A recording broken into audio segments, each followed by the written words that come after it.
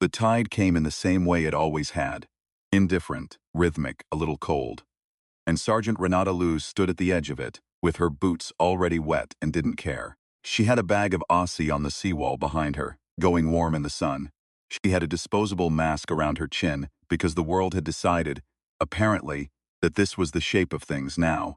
She had 17 months left on her discharge papers, a blown right eardrum from a training accident in Recife, and the specific kind of tiredness that lives behind the eyes and refuses to leave. What she did not have was a reason to be standing on this particular stretch of Bahia coastline at 6:40 in the morning, except that sleep had stopped working and the ocean was one of the few things left that didn't ask anything from her. The man was already there when she arrived. He had been there the day before too, and the day before that, standing at the far end of the seawall with a cup of something hot, looking out at the water with the patient stillness of someone who had nothing else to do. He was tall, well-built in an unusual way, like a body assembled by someone who had studied anatomy from reference images, but had never actually lived inside one. Proportions were right. The stillness wasn't. Renata noticed these things the way she noticed everything. Professionally, quietly, and without letting her face say so. She ate her acai, he drank his coffee. The sun came up over the Atlantic and turned the water the color of hammered copper. And for a while, that was the only thing that happened. On the fourth morning he spoke. "You come every day," he said. In Portuguese that was perfectly grammatical and completely without accent, which was itself a kind of accent. "So do you," Renata said. He considered this. "I find it helps," he said. "The rhythm." She looked at him sideways.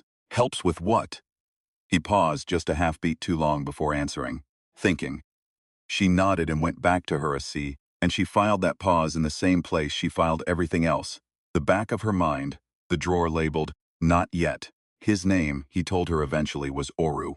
Just Oru, no surname, which in Salvador either meant you were a musician or you were hiding something, and he wasn't carrying a guitar.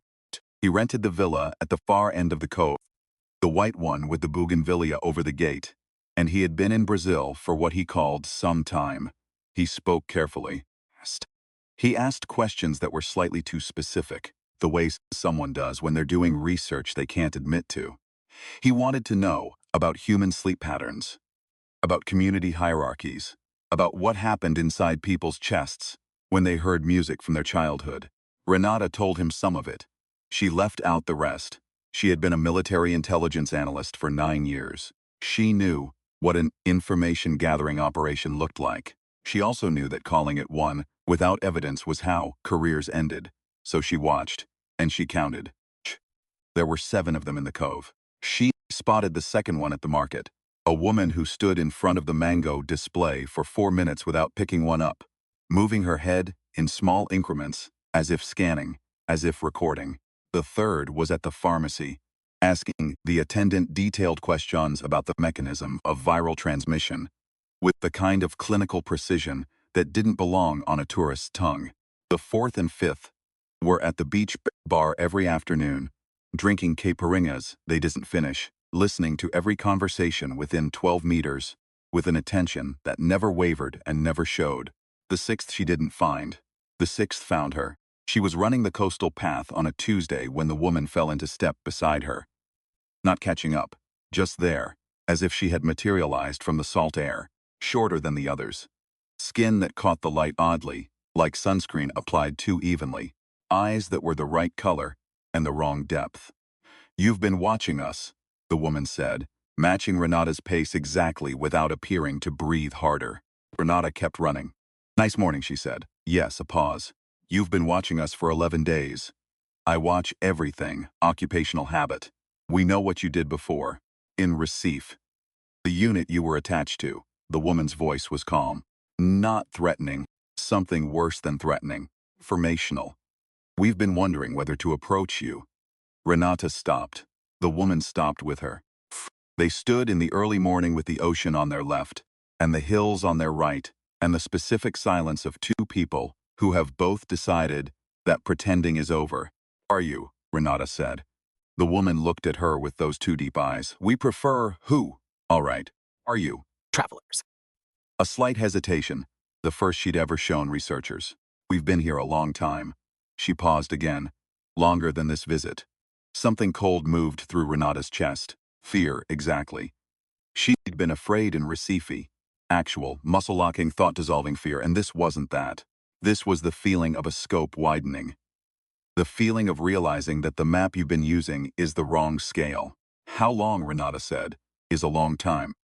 We've been coming here since before this city had a name. Renata looked out at the water. The same water that had been there forever. The same light that didn't care what century it landed on. Okay, she said. And now? The woman's expression shifted into something that, on a human face, might have been uncertainty.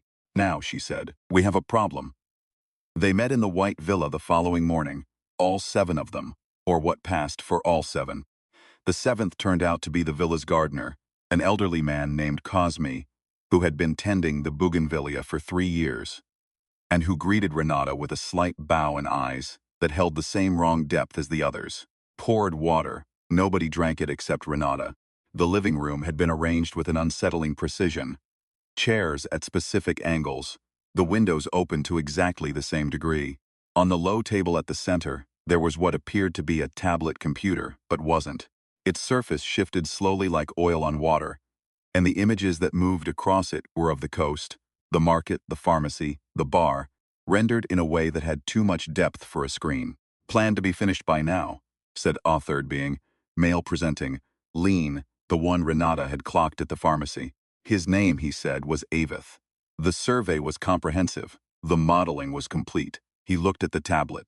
And then the virus, Renata said. Yes. She looked around the room. 7 beings who had been watching humanity with the patience of astronomers. And now they were sitting in a rented villa in Salvador. With the same expression of mild catastrophe she'd seen on every face for the past 14 months. You weren't expecting it, she said. We had modeled disease events, Avith said carefully. We had not modeled this particular cascade, the social disruption. He paused, searching for the word, the strangeness of how your kind responded. Strange how, Oru spoke. You adapted. He said it the way someone says something that has genuinely surprised them, not uniformly. Not efficiently, not gracefully in many cases, but you adapted faster than the models predicted. You changed your behaviors within days. You reorganized your economic systems within weeks. You built entirely new logistics networks for distributing critical resources. He paused. In the middle of a crisis. Simultaneously with the crisis. People do what they have to do, Renata said. They do, Oru agreed. We found it. He looked at the from the coastal path, who was called Say. We struggled with the word. Remarkable, Say said. We found it remarkable. The room was quiet for a moment. The bougainvillea moved in the window. Outside, somewhere down the cove, a child was laughing at something. Renata looked at the tablet with its slow, impossible images. What was the survey for? She said. What were you deciding? The pause that followed was the longest yet, Avith answered. Whether to proceed, he said, with integration. Integration, Renata said. Meaning whether this planet's population was at a stage compatible with, he stopped. Tried again. There are civilizations that are brought into contact with the wider community of inhabited systems too early. Causes damage, irreparable in some cases. The survey was intended to determine whether humanity was. Another stop. Whether the threshold had been reached. Renata sat with this for a moment. Outside, the child laughed again. Seagulls, salt wind, the Atlantic doing what it had always done. And the virus delayed that determination, she said. The virus, said Avith, changed it entirely. He looked at the tablet. Our modeling system requires baseline behavioral data to function. It requires a stable social and behavioral environment against which to measure certain variables. The pandemic eliminated that baseline. It introduced variability at every level of the system simultaneously. Our models cannot determine, in this environment, whether humanity is at the threshold. He looked at Renata. What they can determine is something our methodology was not designed to measure, which is what your kind does when everything goes wrong at once. Renata was quiet. And what did you find? She said finally. Oru looked at her steadily. That's why we wanted to talk to you. She went back to her apartment that night and sat on the small balcony with the night sea below, and thought about it the way she had been trained to think about hard things.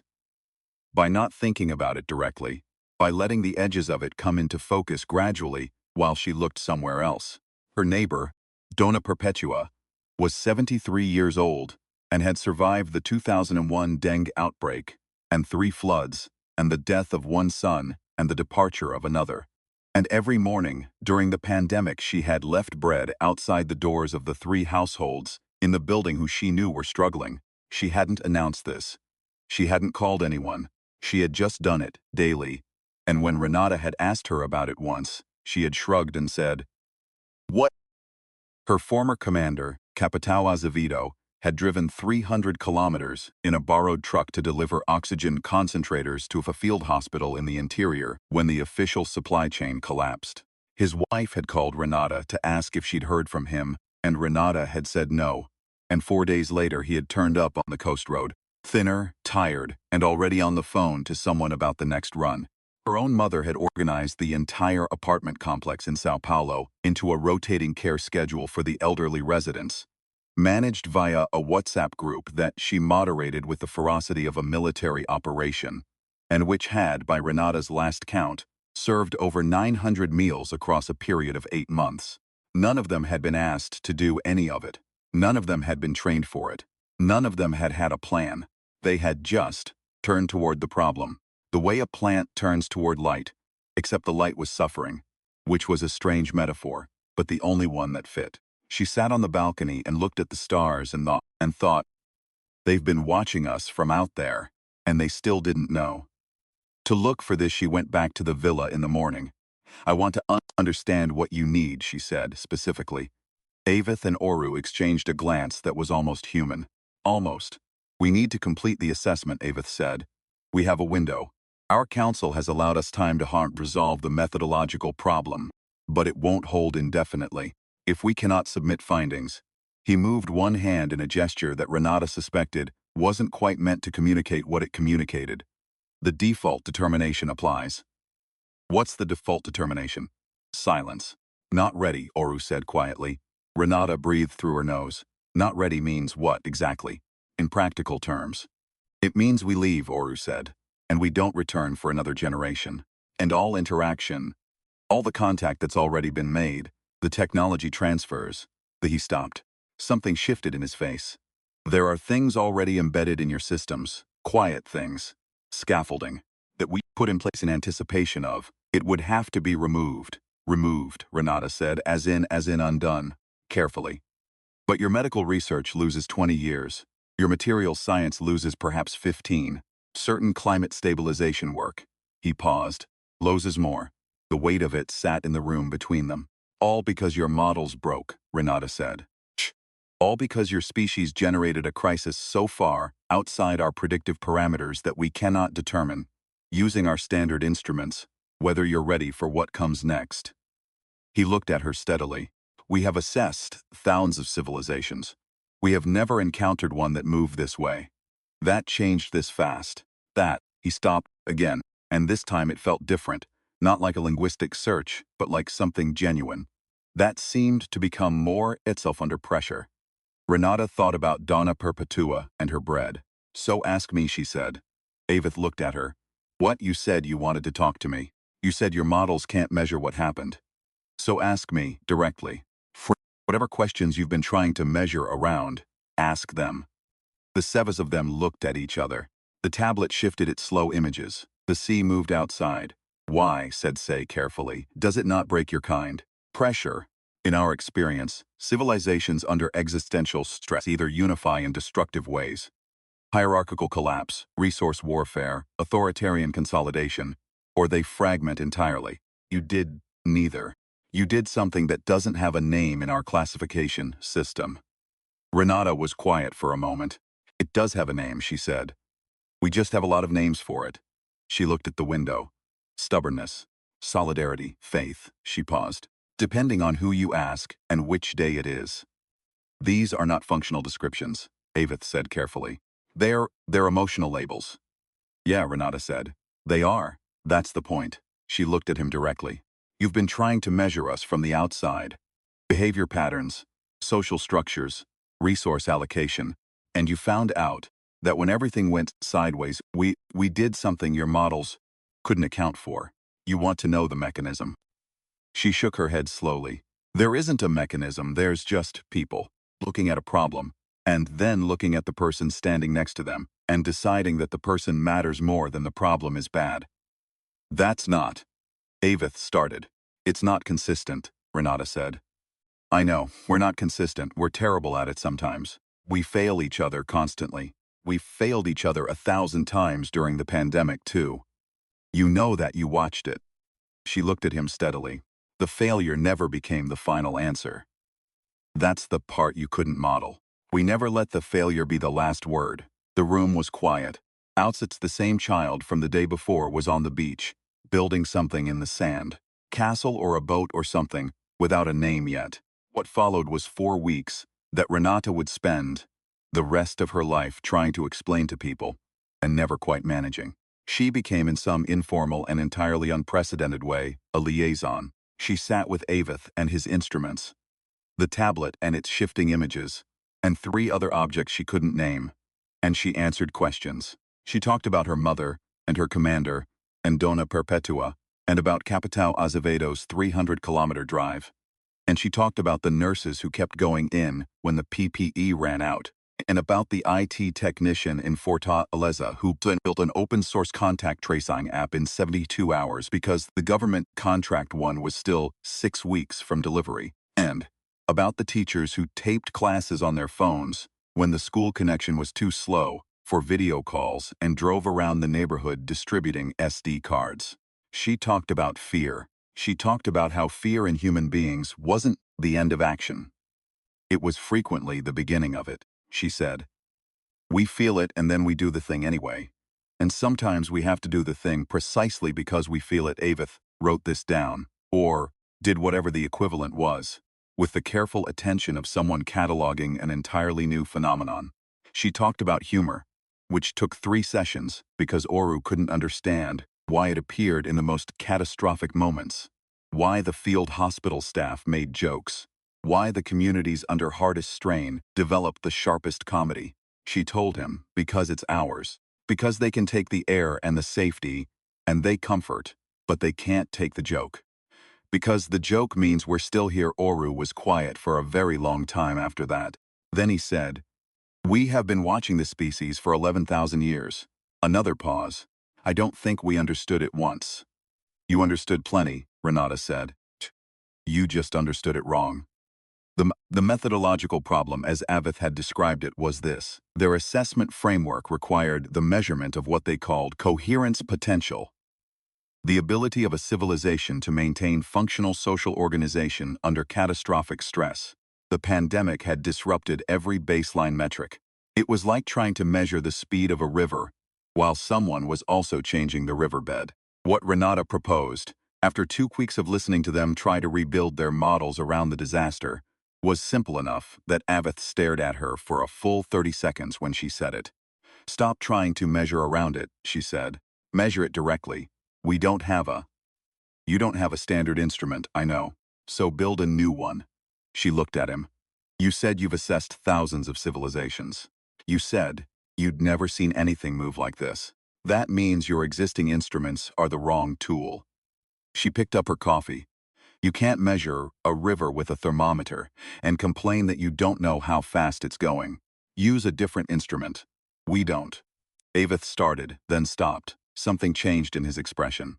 He turned to Oru and said something in a language that made Renata's inner ear itch pleasantly, like a key being turned in a lock she didn't know she had. Prue, Oru answered. The conversation was brief and carried the particular energy of 2 people who have simultaneously had the same realization. Qualitative record, Oru said, turning back to her. We have observed, we have documented. We have footage and data and recordings going back further than your civilization has a written history. He paused. We have never attempted to use it as an assessment instrument because he looked at Avith. It's subjective. It's contextual. It can't be entered into the standard framework. So don't enter it into the standard framework, Renata said. Write a new report. Tell them what you actually saw.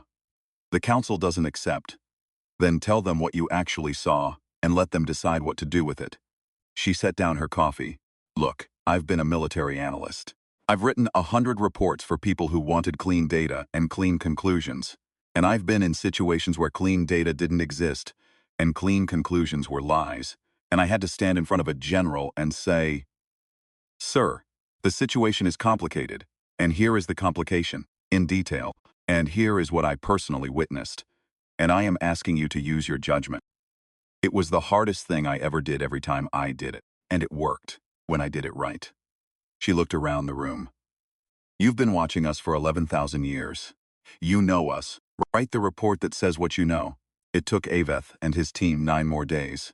Renata wasn't invited into that process. She walked the seawall in the mornings and ate her acai and watched the ocean and waited with the specific patience of someone who has done everything they can do and now needs to let the process run.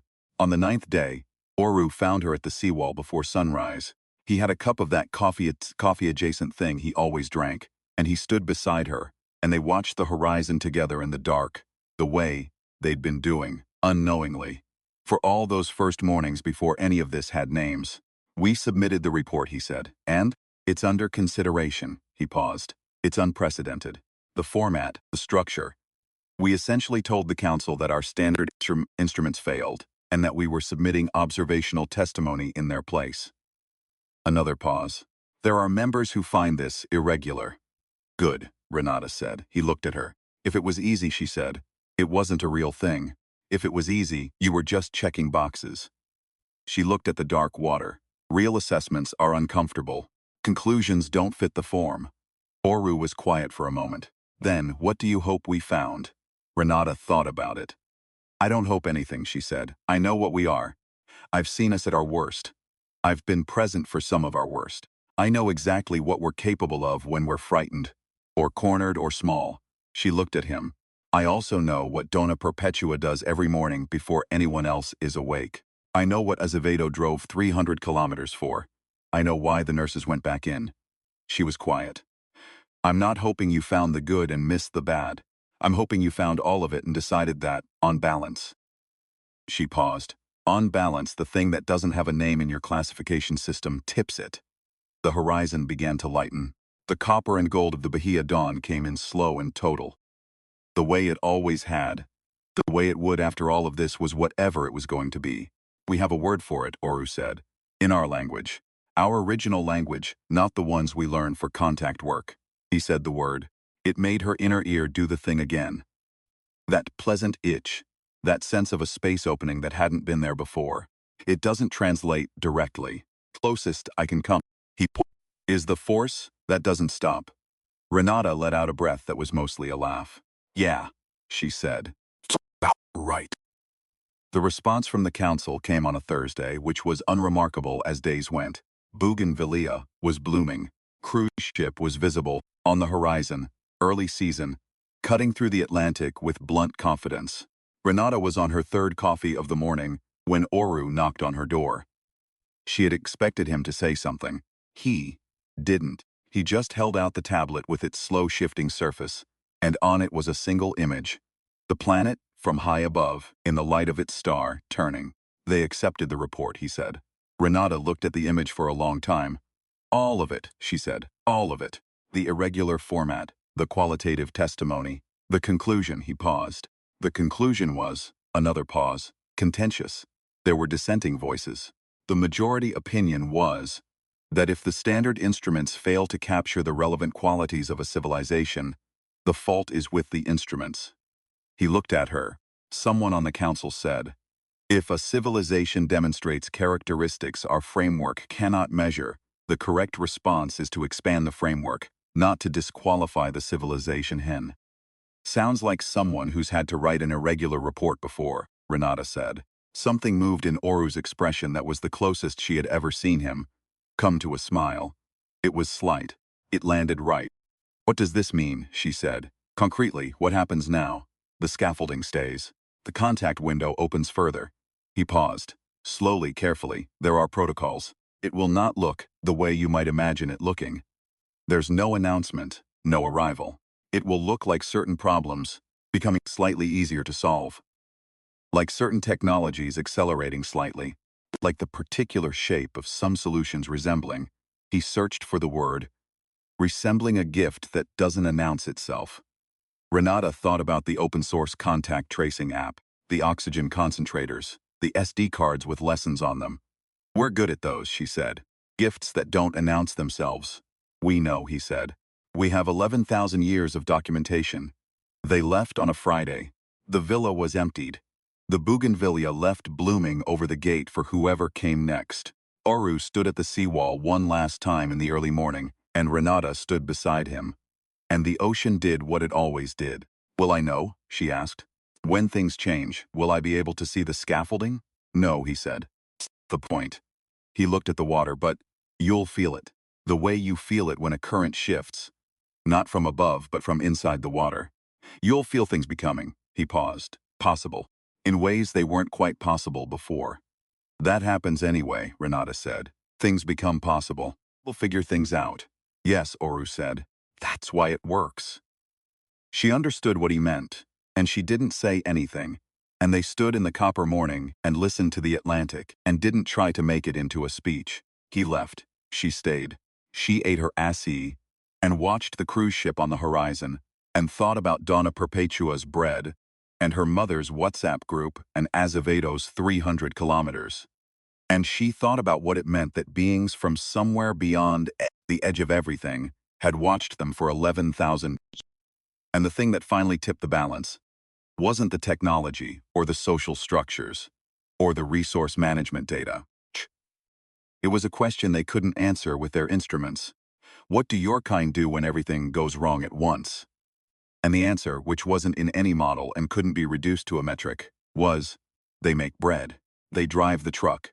They go back in when the PPE runs out. They build the app in 72 hours. They make the joke because the joke means we're still here.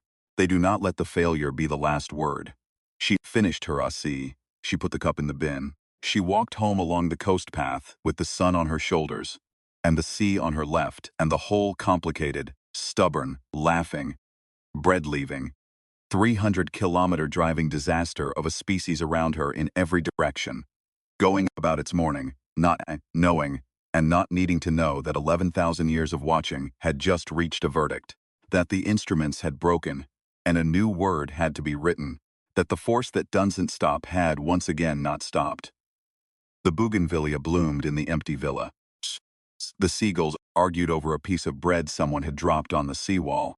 The tide came in the way it always had, and always would, indifferent, rhythmic, a little cold, and the world turned in the light of its star, patient and accounted for, and was found, at last, to be ready.